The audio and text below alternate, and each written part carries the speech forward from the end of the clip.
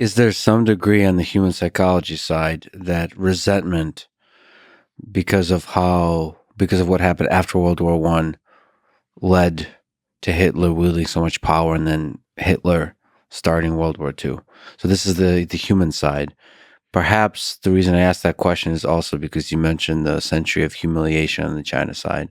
So to which degree did humiliation lead to Hitler and lead to World War Two? Well, the question of what led to Hitler is a very different question than the question of what led to World War II once Hitler was in power. I mean, after January 30th, 1933, he's in power. And then the question of what is driving him comes racing to the fore.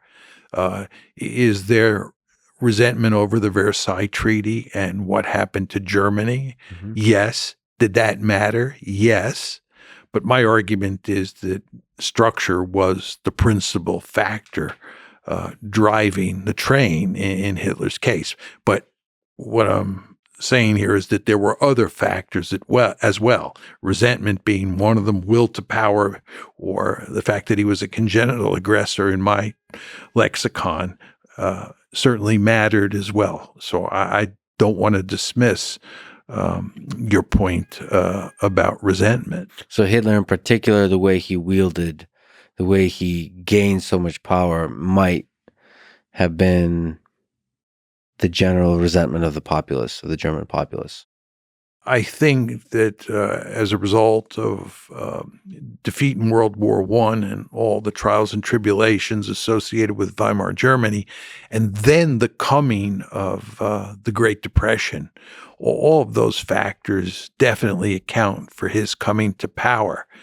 I think that one of the reasons that he was so successful at winning over the German people once he came to power was because there was a great deal of resentment in the German body politic. And he played on that resentment. That surely helped him get elected too. But I think, having studied the case, it was even more important once he took over. I also believe that one of the principal reasons that he was so popular, and he was wildly popular inside Nazi Germany, is because he was the only leader of an industrialized country who pulled his country out of the Depression. And that really mattered. And it made him very effective. It's also worth noting that he was a remarkably charismatic individual.